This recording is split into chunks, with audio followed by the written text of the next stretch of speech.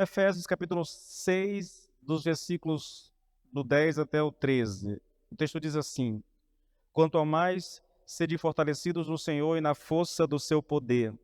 Revesti-vos de toda a armadura de Deus para poderdes ficar firmes contra as ciladas do diabo.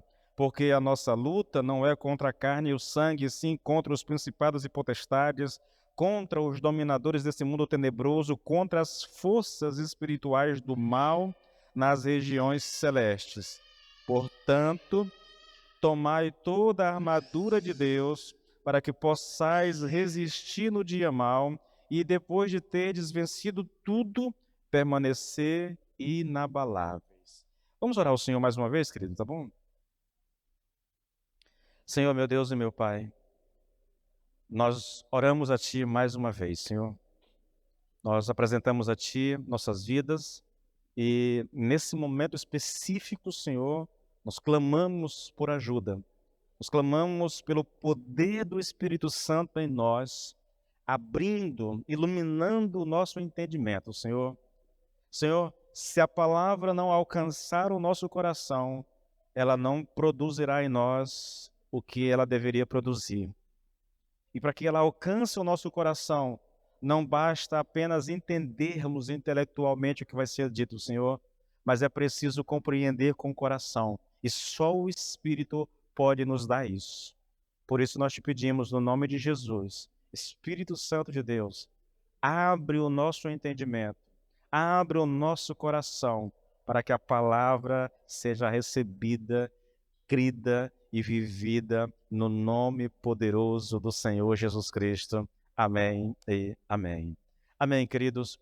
Olha, nós estamos tratando aqui, irmãos, a respeito de ciladas do diabo. Foi isso que nós começamos, foi isso que nós começamos a tratar semana passada. Nós falamos sobre cegueira espiritual, um tipo de cilada. Eu não vou me ater e nem recapitular, porque essa ministração ela está no Facebook, e essa semana eu tirei do YouTube, né? Porque tem um probleminha lá no começo, eu tirei para editar. Aí essa semana eu vou editar a mensagem e voltar com ela no YouTube, tá? Então vai estar lá a primeira parte. Nós falamos sobre dúvidas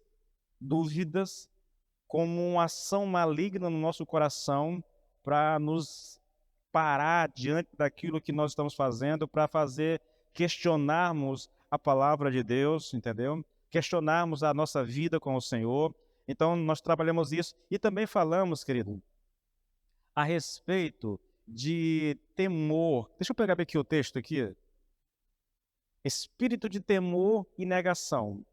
Esse é um espírito que nos leva a negar, querido, muitas vezes a nossa fé, o nosso chamado, a nossa vida com Deus.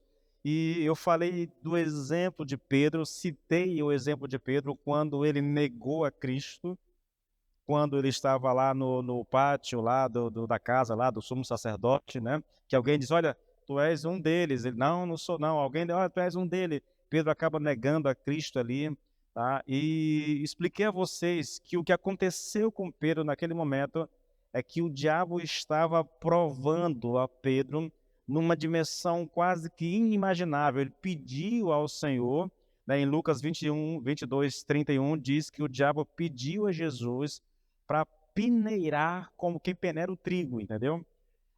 Os discípulos, ele queria peneirar, ele pediu para provar ao extremo, irmãos, tentar a fé até o último limite.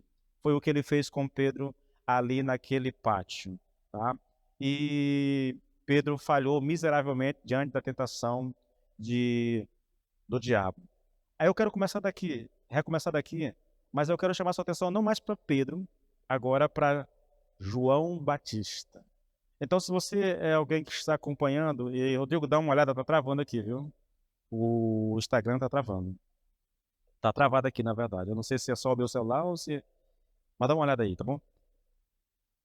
João, capítulo 1, a partir do versículo 29. Vamos ler um pouquinho?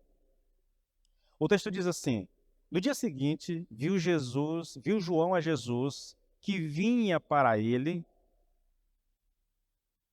Só um instantinho, querido. Isso. Que vinha para ele e disse: Eis o Cordeiro de Deus, que tira o pecado do mundo. Este, a favor de quem eu disse... Tá alguma coisa esquisita, só um instantinho, gente. Ah, tá. Deixa eu só... É porque eu... Isso. É este a favor de quem eu disse, após mim vem um varão que tem a primazia, porque já existia antes de mim. Eu mesmo não o conhecia, mas a fim de que ele fosse manifestado a Israel, vim por isso, batizando com água. E João testemunhou dizendo, eu vi o Espírito descer do céu como pomba e pousar sobre ele. Eu não o conhecia. Aquele, porém, que me enviou a batizar com água, me disse, aquele sobre quem vires descer e pousar o Espírito, esse é o que batiza com o Espírito Santo. Pois eu, de fato, vi e tenho testificado que ele é o Filho de Deus. Esse é um testemunho muito poderoso de João Batista a respeito de Jesus, tá bom, queridos? Esse João Batista aqui é o mesmo que foi profetizado pelos profetas do Velho Testamento, que ele seria o precursor do Messias, homem ousado, querido, e muito usado por Deus, de maneira assim muito poderosa mesmo, tá? Homem que não temia os poderosos da sua época, a ponto de confrontar o próprio Herodes. Entretanto, querido, entretanto, apesar de toda a grandeza desse homem, se você for para Mateus 11, versículo 2 e 3, nós vamos ver um João Batista diferente. Olha só, quando João ouviu no cárcere falar das obras de Jesus, mandou por seus discípulos perguntar-lhes, és tu aquele que estava para vir ou havemos de esperar outro? A pergunta que a gente faz aqui nesse texto é, o que aconteceu na vida desse homem que dá um testemunho tão ousado a respeito de Jesus? Ele diz que Deus apareceu para ele e disse, vai batizar. E quando tu estiver batizando, aquele sobre quem o Espírito pousar, ele é aquele que batiza com o Espírito Santo. Então Deus falou com João e disse, olha, quando tu estiver batizando, o Espírito virá sobre alguém. Esse é o Messias. Esse é aquele que Israel aguarda. Esse é aquele que vai salvar o povo da sua escravidão. E João Batista, batizando, viu acontecer, ele testemunhou, ele disse, eu tenho testemunhado, ele é o Messias. Vida que segue, João Batista passa a acusar Herodes, que casou com a irmã do irmão, né? Herodes coloca João Batista na cadeia e ele passa a morfar na prisão. Querido. O tempo passa e João Batista, por meio dos discípulos, provavelmente vai sabendo do que está acontecendo, mas nada aconteceu até agora de extraordinário, a não ser os milagres, mas isso parece que não era tão extraordinário assim, né? Você percebe que as pessoas, a maioria daquelas que acompanharam Jesus, que viram os milagres de Jesus, abandonaram a Cristo, na verdade, no meio da caminhada. Aconteceu alguma coisa com esse homem, querido, que levou ele a duvidar, a quase que negar aquilo que ele tinha testemunhado de maneira tão poderosa da parte de Deus.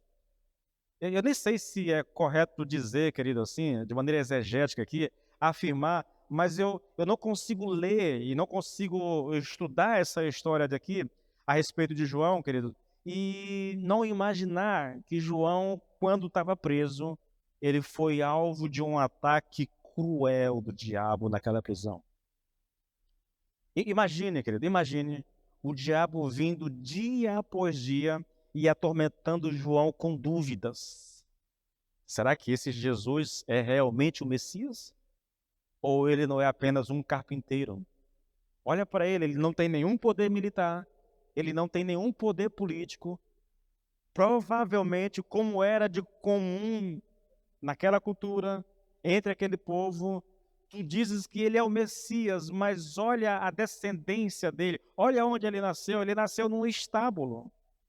Por enquanto ele tem atraído pessoas, é verdade, mas ele não tem nenhum poder político, ele não tem nenhum poder militar. Como ele vai, queridos, eu estou dizendo isso porque toda aquela geração esperava um Messias que viesse libertar Israel do poderio militar de Roma, entendeu? Assim como Moisés tirou o povo do Egito, eles esperavam um Messias que quebraria o jugo de Roma de sobre eles. E o tempo passa, aí 1 ano, 2 anos, eu não sei quanto tempo passa, e nada, nenhum sinal de manifestação, nenhum sinal de que Jesus se associaria com os políticos da época, com os militares da época, e eles fariam frente a Roma. Tudo que se vê é um homem simples, que opera milagres, mas que não tem grandes interesses, que não está buscando o reconhecimento de ninguém. E o diabo começa a gerar dúvida no coração desse homem. E João tenta se apegar, querido, ao que Deus disse a ele na visão a respeito do Espírito Santo, né? Mas dia após dia, o diabo vai minando a fé daquele homem. Isso até o ponto, e aí é uma interpretação que eu faço, eu não sei se isso está correto, não? Até que ele não suporta mais e ele manda os discípulos perguntarem para Jesus: você é realmente o Messias que nós estamos aguardando? Se não foi isso, querido, então o que aconteceu com João Batista? Por que que, num momento, ele tem tanta certeza, ele dá um testemunho tão poderoso, e num outro momento ele manda os discípulos perguntarem: você é realmente o Messias? Isso é fruto de uma ação maligna no coração do homem. Todos nós estamos sujeitos a esse mesmo tipo de ação maligna.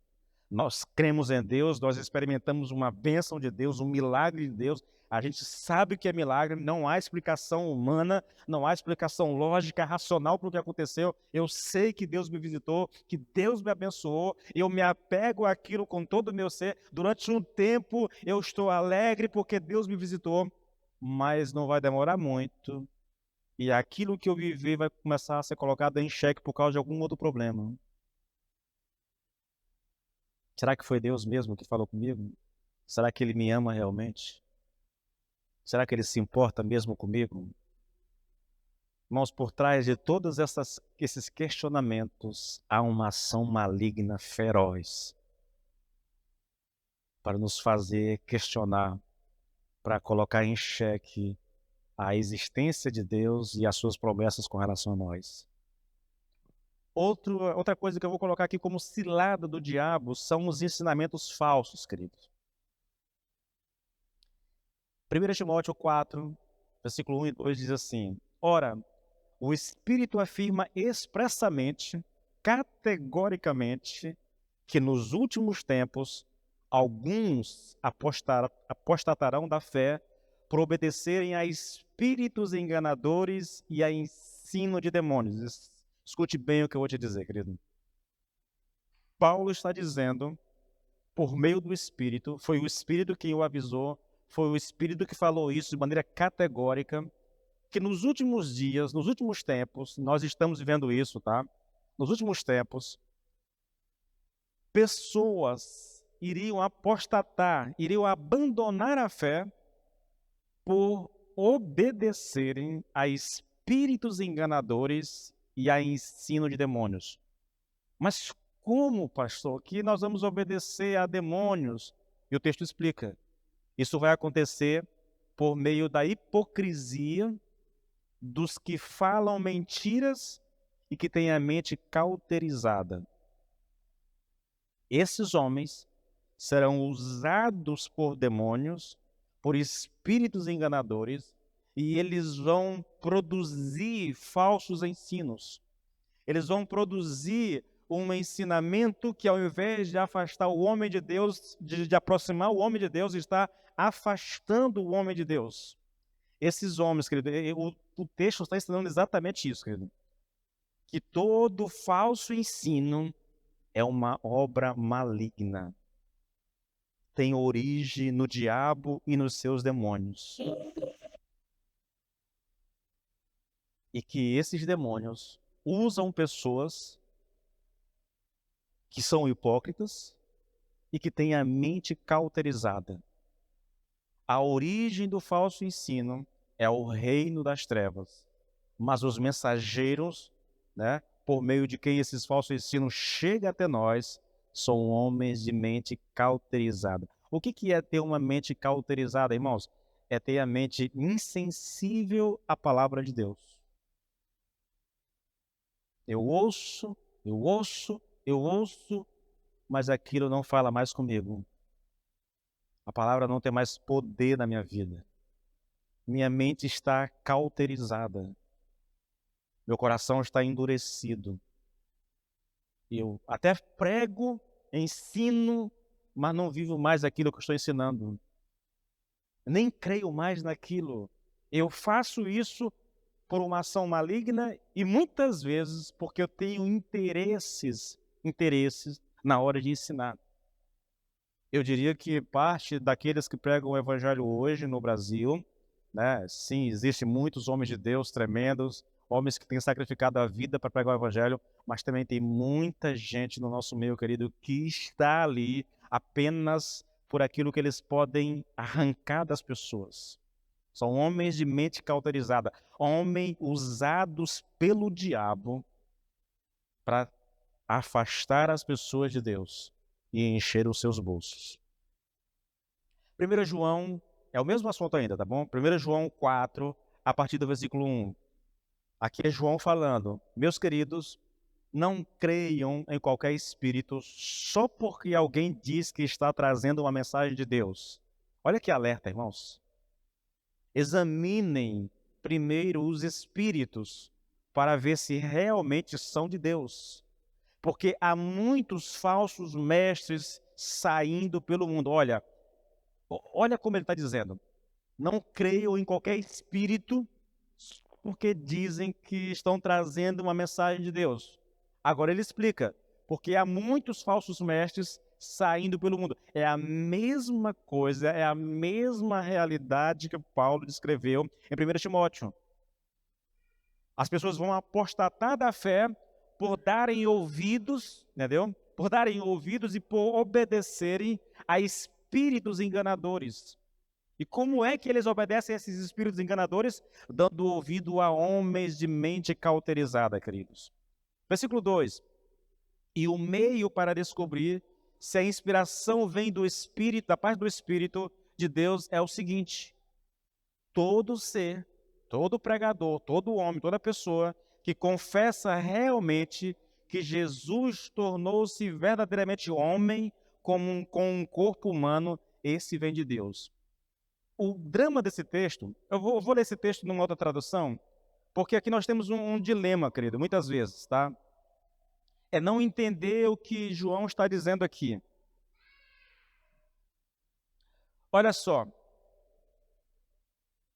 Amados, não deis crédito a qualquer espírito, antes provai os espíritos se procedem de Deus, porque muitos falsos profetas têm saído pelo mundo afora. Agora veja, nisto reconheceis o Espírito de Deus. Todo espírito que confessa que Jesus veio em carne é de Deus. Nossa limitação muitas vezes se dá porque nós pegamos um texto como esse. Eu já caí nesse engano, irmãos. Eu chego para uma pessoa que está possessa, isso já fiz. Mando sair, o demônio não sai. Eu faço tudo o que eu sei da vida cristã e tudo que eu aprendi, eu aplico ali e o demônio não sai. Aí eu lembrei, vou provar se ela realmente está possessa ou se isso aqui é engano meu. Aí eu levo ela a confessar Jesus Cristo como seu Senhor e seu Salvador. E a pessoa confessa, mesmo estando possessa. Aí eu digo, tem alguma coisa errada? Mas o erro está, querido, em achar que esse teste é literal dessa forma. Como eu posso saber se um homem está falando movido pelo Espírito Santo ou por um espírito maligno? Porque eu tenho que ter em mente que o contexto dessa palavra aqui são pregadores. Pregadores. Não deis crédito a qualquer espírito, antes provai os espíritos se procede de Deus, porque muitos falsos profetas têm saído pelo mundo afora. O contexto aqui são pregadores que estão falando como se tivessem recebido uma revelação de Deus. Entende? Esse é o contexto. Ele está falando e dizendo, Deus me deu uma revelação, Deus me deu um sonho, Deus me deu uma palavra para você. Mas como é que eu sei que esse homem está falando da parte do Espírito, irmãos? Ou se, não estou questionando se ele recebeu ou não recebeu a revelação. A minha questão é, qual é a origem da revelação? Como é que a gente sabe isso, querido? O primeiro teste, querido, é o teste da conformidade com o ensino bíblico. Esse é o primeiro teste. A primeira coisa a perguntar a respeito de um homem que afirma estar cheio do Espírito e ser um mestre em comum, um profeta de Deus, é seu ensinamento, aquilo que você está pregando, aquilo que você tem ensinado, está em conformidade com a Escritura Sagrada? Está em conformidade com a mensagem apostólica? O seu ensino está fundamentado na palavra? Você está disposto a submeter o seu ensino às Escrituras Sagradas para saber se isso vem de Deus ou não? Porque, querido, entenda bem essa questão. Aqui as palavras de Jesus caem muito bem. Nós erramos em não conhecermos as Escrituras. Conhecereis a verdade e a verdade vos libertará. Se um homem vem para cá, querido, e ele passa a profetizar o que seja, mas aquilo que ele está falando, ou a mensagem que ele está pregando, contraria as Escrituras Sagradas, bate de frente com o ensino, ele está ensinando algo que é contrário às Escrituras, não importa o que ele diga, não importa que ele diga que o Espírito, que Deus apareceu e falou para ele está falando da parte do diabo. Sim, irmãos. Ou então nós não cremos na Bíblia. Nosso maior erro, querido, nosso maior erro na vida cristã é não dedicar tempo todos os dias da nossa vida ao conhecimento da palavra de Deus. A ponto de, na hora que eu ouvir um pregador, eu saber se ele está falando da parte de Deus ou não, ou talvez ele está só falando abobrinhas mesmo por falta de conhecimento. Todo crente deveria ter um filtro na hora de ouvir a palavra de Deus. Deveria ser assim, irmãos. Sabe lá, lembra lá de Atos 17, se não me falha a memória? Paulo chega numa cidade chamada Bereia. Ele vai para a igreja e ele começa a ensinar a igreja. E é Paulo pregando e os irmãos da igreja folheando aqui os seus escritos para saber se aquilo que o Paulo estava dizendo, o grande Paulo estava dizendo, correspondia com aquilo que eles tinham escrito, com a palavra de Deus. Essa é a postura de um crente, irmãos. Não basta apenas ouvir, irmãos. A gente não pode ser passivo na hora de ouvir uma palavra de Deus. Ah, pastor, mas é porque isso pode parecer que eu sou prepotente, pode parecer que eu sou orgulhoso. Não, querido, não. Questionar, irmãos, filtrar. Como é que a gente filtra uma coisa, irmãos? Questionando. Bom, o pastor disse aqui que se um homem falar aqui e disser assim, olha, Deus me disse isso, mas aquilo que Deus disse para ele contraria a Bíblia. E eu posso dizer, se contraria a Bíblia, ele está falando da parte do diabo. Acabou, irmãos. Eu não estou sendo rebelde, eu não estou sendo orgulhoso, eu estou sendo bíblico. A Bíblia diz que eu devo provar os espíritos, irmãos. Eu tenho que provar, irmãos. Como é que a gente prova, querido? Eu gostaria que vocês entendessem. O primeiro ponto é esse. A pregação desse homem que diz falar da parte de Deus está em conformidade com o ensino bíblico? Tá? Segunda questão, para provar um espírito, para provar um pregador, alguém que está ensinando, prontidão para ouvir o ensino bíblico e agir de acordo com ele. Note que eu vou te dizer aqui, querido, essa é uma característica dos falsos profetas. A tendência de um falso profeta, a tendência de um falso mestre é deixar de lado o ensino bíblico e confiar nas suas experiências e revelações. Deus me disse, mas a Bíblia disse o contrário. Mano, se Deus me falou, você quer que eu faça o quê? Vamos deixar isso aqui de lado, entendeu? Ele me falou. Irmãos, quando a gente pensa nessa questão, talvez a gente erra nessas coisas porque falta um pouco de maturidade para nós. Há pessoas que, porque teve uma experiência com o Senhor, ela não julgou a experiência. Olha, vamos lá. Essas coisas são importantes demais, irmãos. qualquer que seja a minha experiência com Deus, ela tem que ser trazida para as Escrituras e ser testada. Sim, irmãos. Qualquer que seja a minha experiência, por mais linda que ela seja, por mais inspiradora que seja, eu preciso pegar aquela experiência e ver se ela condiz com as Escrituras. Se não condizer com as Escrituras, não veio de Deus, irmãos. Deus não se contraria. A outra característica desse teste, querido, é que o Espírito Santo sempre, em todo tempo, ele vai glorificar a Cristo. Ah, pastor, mas o que isso quer dizer, pastor? O verdadeiro profeta, o verdadeiro mestre, o verdadeiro pregador, não é o homem que fala sobre experiências e visões, tá? É o homem que aponta para Cristo, querido. É o homem que tem em mente a glória de Cristo. Ele não está buscando a glória para si mesmo. Ele não está atrás dos holofotes para si mesmo. Ele está glorificando a Cristo por meio da sua vida e da sua mensagem. A mensagem não exalta o pregador. A mensagem exalta o nosso Criador, o nosso Salvador. O contrário disso, querido, é engano. Quando um homem vem pregar, e nós saímos daqui e dizemos assim, que homem de Deus, que homem tremendo, é porque a mensagem dele trouxe glória para ele. Veja Jesus, irmãos. Olhe para os evangelhos.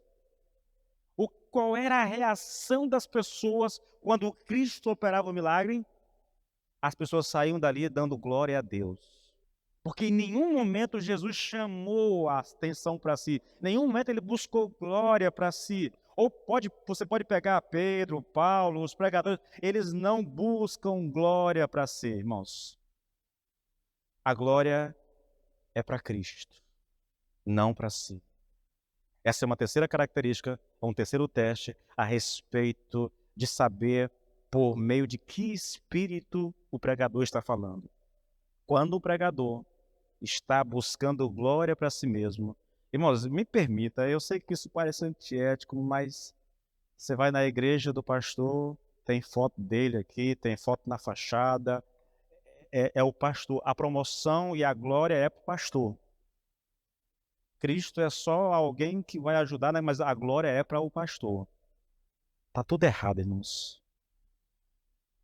Pega os antigos pregadores, queridos, e você vai perceber isso de maneira muito graciosa.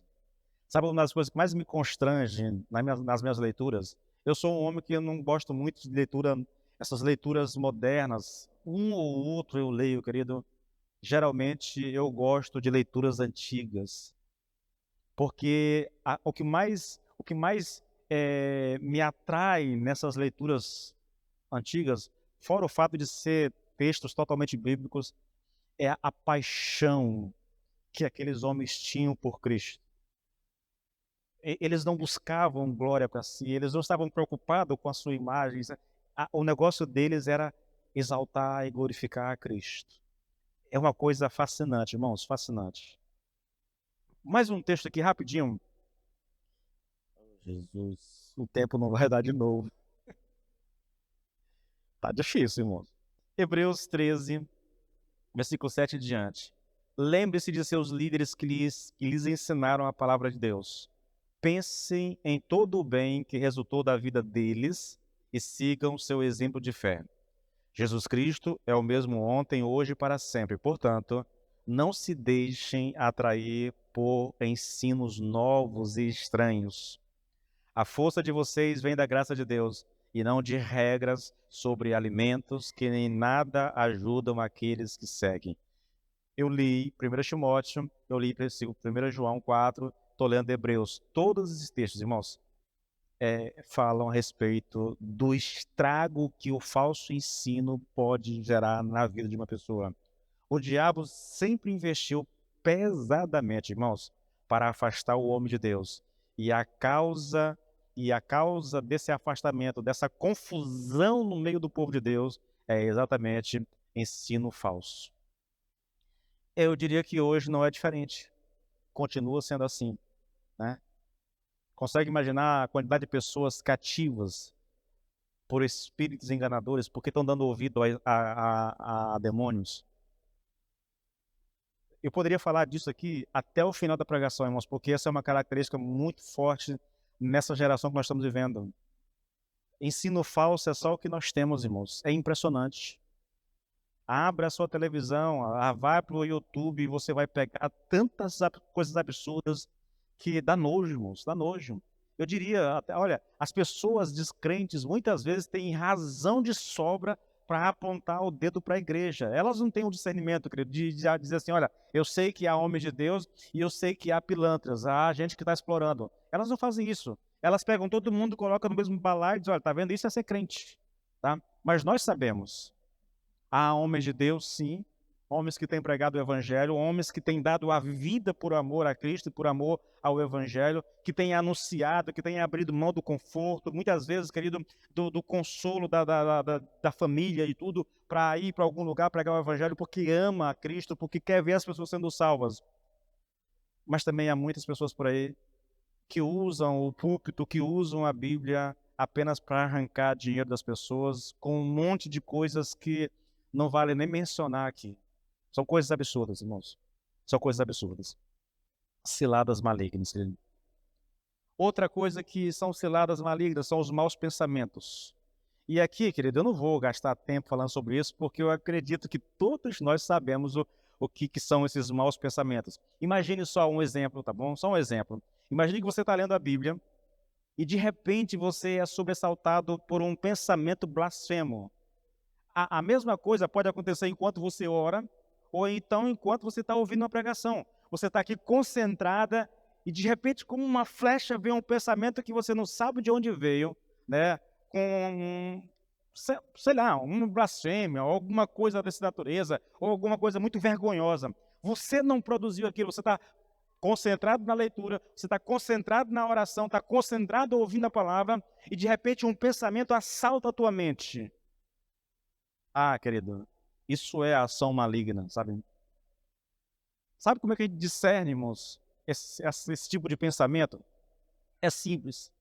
Quando o pensamento vier à tua mente, pergunte para você mesmo se você detesta tal pensamento, se você não gosta, tipo assim, será que isso veio de mim mesmo, tá? Será que eu gostaria que isso ocorresse? Será que eu pensaria nisso realmente? Para mim é muito simples, irmãos. Não é algo que você está pensando. Ele simplesmente vem e toma a tua mente de assalto. Tá? Isso é uma ação maligna, uma flecha do diabo contra a nossa mente.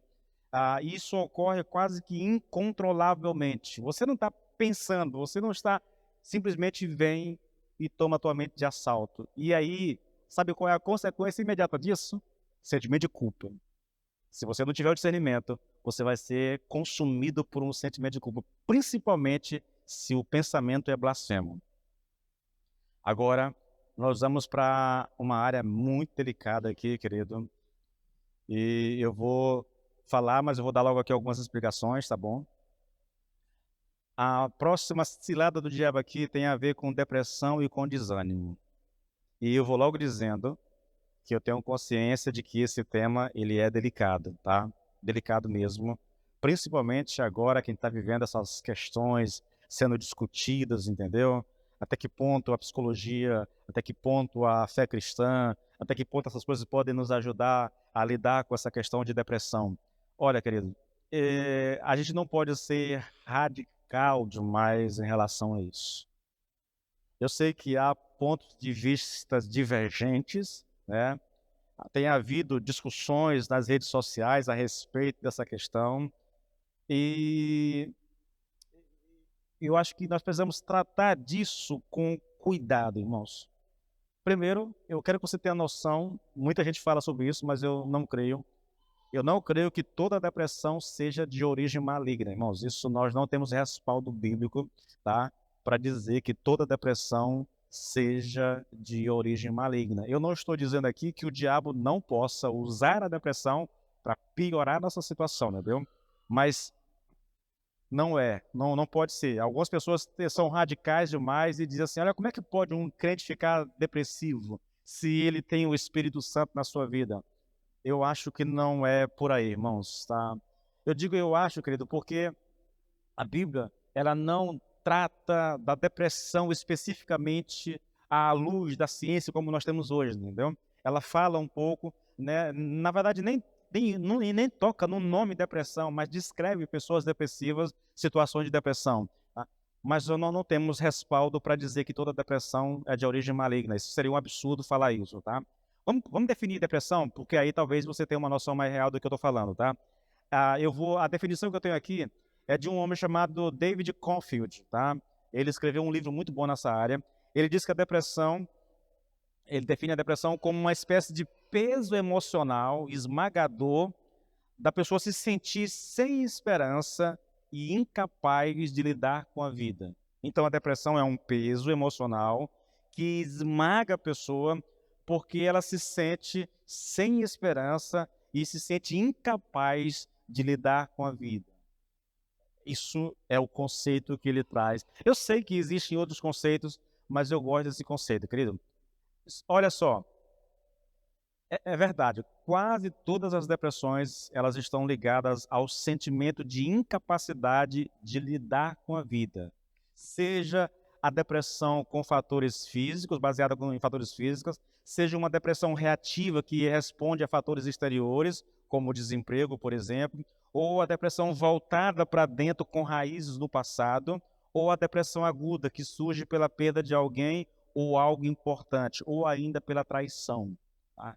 Eu vou tentar abordar isso aqui, irmãos. É lógico, minha abordagem é teológica, minha abordagem é bíblica, tá? Eu não sou formado em psicologia, não tenho, embora leia muito a respeito, eu não tenho formação, então eu falo como um leigo, tá? Em termos científicos, mas tento tratar disso à luz das escrituras. Causas físico-hormonais para a depressão, querido. Eu estou citando aqui novamente David Confield, tá bom? E ao mesmo tempo um conselheiro cristão muito famoso chamado Collins, depois eu vou falar mais dele, tá? Olha só, a depressão frequentemente ela tem uma origem física. A falta de sono e uma alimentação imprópria estão entre as causas físicas mais simples. Coisa boba, né, irmãos? Alimentação imprópria e sono, né? Sono, falta de sono. Isso pode levar pessoas à depressão. Outros fatores mais complicados são o efeito de entorpecentes, diabetes, desequilíbrio de hormônios, né? Problemas com tireoide ou menopausa e também tumores cerebrais podem levar as pessoas a depressões. Aqui eu tenho algumas causas ambientais ou causas externas. São experiências negativas na infância, especialmente por rejeição ou abuso, né? Que podem levar à depressão na vida adulta. Olha, queridos, esse é um fato interessante, tá? A rejeição, abuso, que acontece às vezes na vida uterina, abuso, a rejeição, por exemplo, pode acontecer ainda na vida uterina, entendeu? Mas isso pode desencadear numa pessoa, já na fase adulta, uma depressão.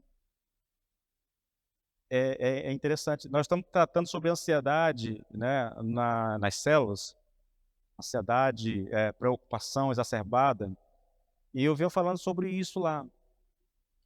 Experiências negativas que nós tivemos na infância não foram tratadas, não foram resolvidas, não foram perdoadas. Isso é jogado para o inconsciente da pessoa. Fica por lá, esquecido por um tempo. Depois, isso volta em forma de depressão, tá? Eu tenho uma experiência para contar a vocês de uma pessoa que eu conheci, que eu lidei, que eu ajudei, né, que eu fiz o processo de cura com ela, usando as escrituras sagradas. Essa menina, ela tinha 3, 4 anos de idade, mais ou menos. O pai, alcoólatra, abusou dela, ou tentou abusar dela, pelo menos a mãe pegou ele tentando abusar, ninguém sabe se já tinha acontecido algum abuso anterior, né? Aí a mãe expulsou o pai de casa, mas a criança muito nova não tinha consciência de nada, entendeu? Quando ela foi ter consciência, ela ficou com raiva da mãe, magoada da mãe, porque a mãe tinha expulsado o pai de casa e a mãe não contou o porquê.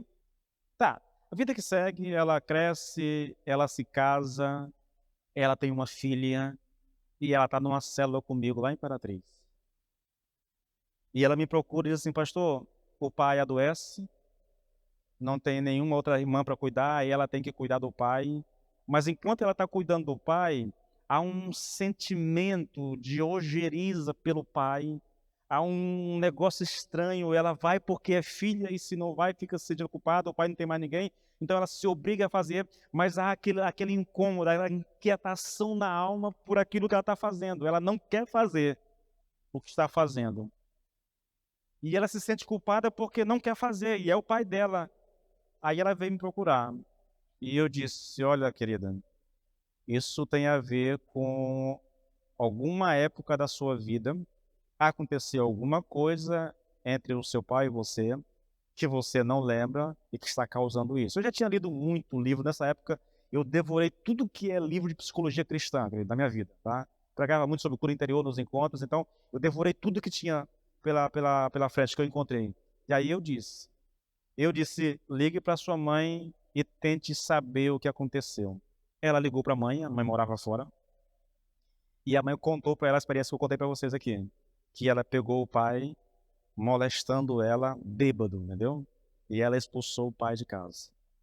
Quando ela soube, aí piorou a crise, irmãos, né?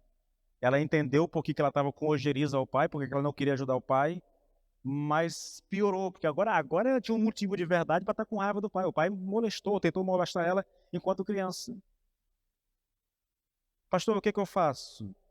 Eu digo, eu só conheço um remédio, não há outro. E o remédio é perdão. É lógico, isso demorou um tempo, aconselhando, conversando com ela.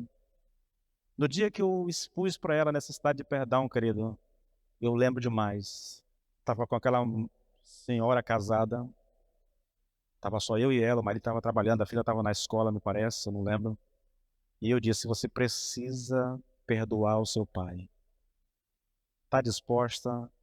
Pastor, eu preciso, mas não quero fazer.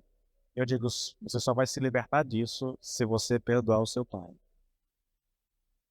E eu sentei com ela no sofá, queridos, e disse, faça uma oração liberando perdão pelo seu pai e diga para Deus o que seu pai fez com você. Ah, irmãos, você não consegue, vocês não têm noção, querido, do desespero. Eu, come, eu comecei a chorar, irmãos, ainda hoje eu me emociono. Eu comecei a chorar junto com ela porque ela começou, Senhor, meu Deus, eu queria, e aí ela travou, irmãos. E ela começou um choro, sabe aquele choro descontrolado, aquela coisa. E eu fiquei angustiado, fiquei com medo, na verdade, até porque a reação não foi um negócio muito, muito forte. Uma senhora já casada, com seus 26 anos de idade, aquilo tinha acontecido com 4 anos, 5 anos de idade. Tinha mais de 20 anos, ela não sabia do que tinha acontecido e, no entanto, estava reagindo a esse acontecimento. É isso que nós estamos falando aqui, de causas externas ou ambientais. São experiências negativas na infância, especialmente por rejeição ou abuso, que podem levar à depressão na vida adulta. Loucura, né, irmãos? A mente humana é uma coisa louca, querido, se você imaginar. Outra causa aqui, nós estamos falando de ciladas do diabo, tá, queridos? Eu espero que vocês entendam. Eu não vou dizer o diabo fez isso, mas o diabo usou o pai daquela criança e aquela situação estava bloqueando aquela moça. Toda pessoa que tem barreiras paternais, tem dificuldade de relação com o pai, ela vai ter dificuldade de se relacionar com Deus. Eu não lembro aqui o nome do autor, não lembro. Ele tentando exemplificar como é que funciona. Nós olhamos para o nosso pai e através da imagem que nós temos do nosso pai, nós olhamos para Deus. Então, se eu tive um mau pai, um relacionamento ruim com Deus, com meu pai, eu vou ter dificuldade de me relacionar com Deus. Eu não vou terminar mesmo, então me permita aqui contar mais uma história para vocês. Eu estava num encontro lá em Imperatriz. de rapazes. Era simultâneo, rapazes num lugar, moças no outro. E o pastor Jair estava ministrando sobre o cura interior. Ele ministrou, uma palavra muito forte de cura interior. E quando ele ministrou, ele foi orar. E aqueles rapazes estavam simplesmente insensíveis ao que o pastor Jair estava fazendo. Eu estava no som, cuidando do som, né? E enquanto o pastor estava orando, eu senti uma direção de Deus, querido. E eu fui lá no pastor Jair e disse: Pastor Jair, chame a atenção desses rapazes e diga para eles que o pai é uma espécie de espelho de Deus. Eu contei a história para ele todinho. Deus já tinha me falado isso há algum tempo já. E eu contei para ele. E ele começou a ministrar na vida daqueles meninos exatamente por essa abordagem. Se você tem dificuldade com o seu pai, se você tem problemas sérios com o seu pai, você vai ter muita dificuldade de se relacionar com Deus. Porque o pai é uma espécie de espelho para Deus. Ele começou a ministrar, irmãos, foi quase que instantâneo. Aqueles meninos começaram a chorar, a se derramar. Quase todos eles tinham problemas com o pai. E aqui uma dica para você, querido, tá bom? Quando nós temos problemas com nossos pais, o pai, o homem, a figura masculina, nós vamos ter dificuldade na nossa relação com Deus. Imagine, Senhor meu Deus e meu Pai, o que vai vir à tua mente quando você diz pai, querido, provavelmente é a tua experiência com o teu pai. Consciente ou inconscientemente, isso vai vir à tona. E você vai ter dificuldade de se relacionar com Deus. Se o pai foi um pai violento, se o pai foi um pai agressivo, se foi um alcoólatra, pior a situação, querido. Porque o referencial que você tem de Deus é muito ruim. É muito ruim, querido. E você vai ter dificuldade de se relacionar com Deus, de chamar Deus de Abba, meu paizinho. Eu sei porque eu passei por isso, irmãos. Eu passei por isso. Eu vou encerrar contando uma experiência com vocês, a minha experiência. Não é bom falar, não, mas eu vou contar. Acho que eu já contei isso aqui com vocês. Quando Cristo me alcançou e eu fui para a igreja, com pouco tempo eu me destaquei logo na igreja e assumi trabalho com jovens. E tinha um grupo de jovens que nós ensaiávamos para fazer apresentação nos cultos de sábado, nos cultos de domingo, né? E aí um dia, aqueles jovens chamaram o pastor Jair, né? E disse assim: Pastor Jair, nós gostamos muito do Edilson. Ele é difícil para se relacionar. O pastor Jair, com essas informações, foi da minha casa. Foi a única vez que eu recebi uma visita pastoral da minha vida para tratar de algum problema. O pastor Jair foi da minha casa. Nunca vou esquecer, irmãos. Morava em Imperatriz, lá perto do Parque Buriti, numa casa isolada, de frente para chamado de Boqueirão, lá, um vale lá. O pastor Jair chegou em casa à tarde para conversar, ali sem jeito, e foi me perguntando: Edilson, como é que é a tua vida com teu pai? Aí eu falei para ele: olha, pastor, eu lido com meu pai não há muito afinidade, não há muito apego, né? Sei lá, eu trabalhava com meu pai, e a gente discutia, às vezes brigava e tudo. Meu pai foi um pai que nunca deu carinho, eu nunca recebi um abraço do meu pai em toda a minha vida, irmãos. Eu não sei o que é isso. Se ele me deu um abraço, eu não tinha consciência para lembrar, entendeu? Nunca tive nada com meu pai assim, de relacionamento. Meu pai nunca disse assim: eu te amo, alguma coisa dessa natureza. Não tô culpando ele por nada não, tá bom? Só contando a experiência. Aí o pastor Jair ouviu aquilo, e aí começou a ministrar na minha vida, né? A necessidade de amar uns aos outros, de se relacionar uns com os outros. Ele saiu de lá e deixou um monte de texto: amar uns aos outros, suportar uns aos outros. Eu abusei daquele negócio. Aí isso era uma quinta-feira, né? Ele foi de manhã em casa, foi meio-dia em casa, aí à tarde eu fiquei lendo aqueles textos, à noite eu fui para a igreja. Quando eu chego na igreja, irmãos, era o louvor. Nunca vou esquecer, irmãos. Jadaías cantando, o irmão Reis tocando violão. Era o louvor da igreja. Era um violão e uns três caras cantando, inclusive o Jadaías, que foi o cara que me evangelizou. Eu estou no banco da frente, de olhos fechados, adorando ao Senhor. Naquela época eu vivia muitas experiências com Deus enquanto eu estava adorando ao Senhor, né? E eu estou ali de braços abertos, cantando ali ao Senhor.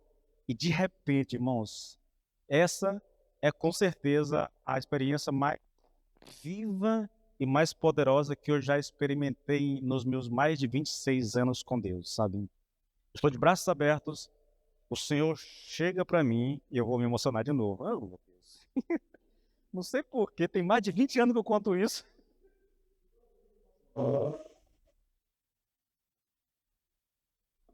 O Senhor chega para mim, ele me abraça. Irmãos, era tão real que eu juro que eu encostei a cabeça em alguma coisa aqui, entendeu? Tão real. E o Senhor disse para mim naquele dia: a partir de hoje, eu assumo a tua paternidade. Irmãos, aquilo me quebrou de um jeito. Mas eu chorei tanto naquele dia, querido, que eu acho que eu perdi o controle. Foi a experiência mais libertadora da minha vida, foi aquilo. Meu Deus do céu. A palavra foi aquela que Deus me deu. Nós precisamos disso, querido. O diabo age e todo o foco, vou encerrar isso aqui, e todo o foco do diabo na nossa vida é fazer com que a gente não conheça Deus dessa forma. Eu me relaciono com Deus, mas Deus é um ser distante, que não se preocupa comigo, que não tem interesse por mim, tá? Que nem sabe o que eu estou passando.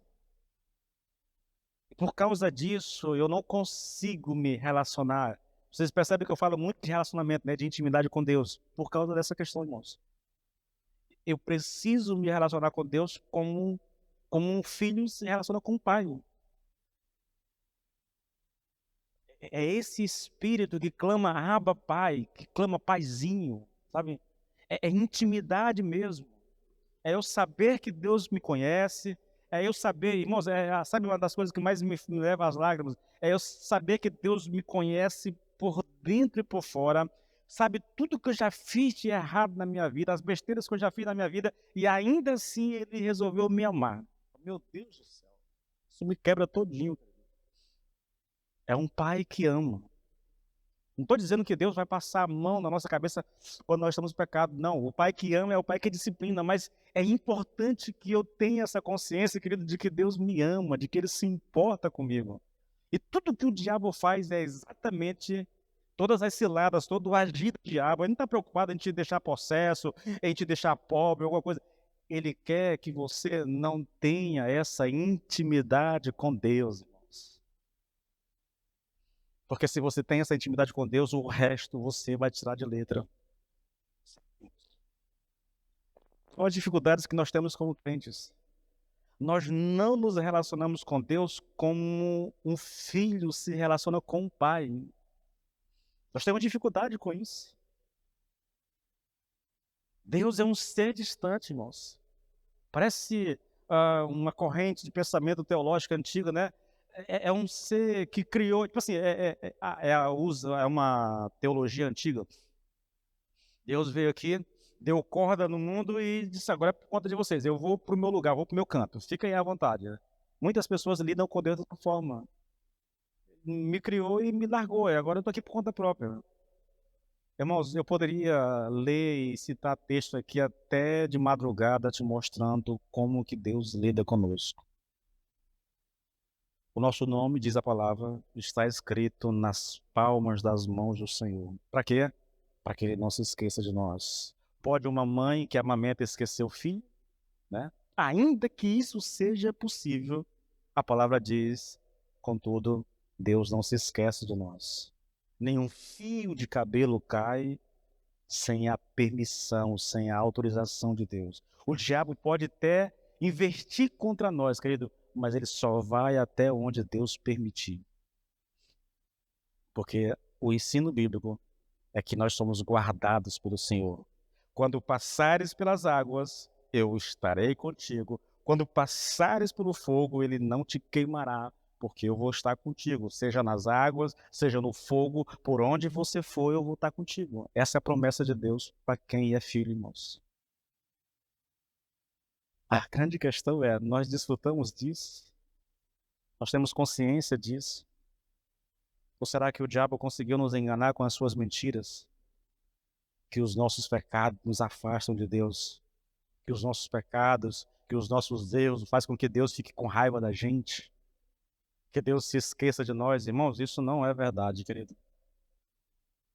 Uma das coisas, uma das coisas mais loucas da vida é o homem que fez o que Davi fez. Vamos lembrar isso aqui? Ele pegou a mulher de um homem casado, O marido estava na guerra lutando pelo rei e ele pega a mulher, porque era rei, porque tinha autoridade, tinha poder. Ele pega a mulher, ele engravida a mulher, ele manda trazer o marido para tentar encobrir o seu pecado, a sua sem-vergonhice. O marido chega, ele manda para casa, mas o marido é mais íntegro do que ele. E ao invés de ir para casa, ele dorme no portão do palácio. Alguém avisa para Davi. Davi manda chamar mais, desculpa a linguajar, mas cidadão, cara, tu tá, sei quanto tempo longe de casa, tu veio para cá, por que não foi dormir? Não, a arca do Senhor está em campo aberto, o meu comandante e os meus colegas de guerra, de infantaria, de farda, estão no campo aberto, eu não vou para minha casa me deitar com minha esposa. Davi tem um plano. Ele encheu a cara do cidadão, passou o dia todo empurrando bebida nele, porque ele pensou, bêbado ele vai deixar a integridade dele de lado. Mas bêbado, ele era mais íntegro do que Davi. Ele não foi. Só restou Davi uma coisa.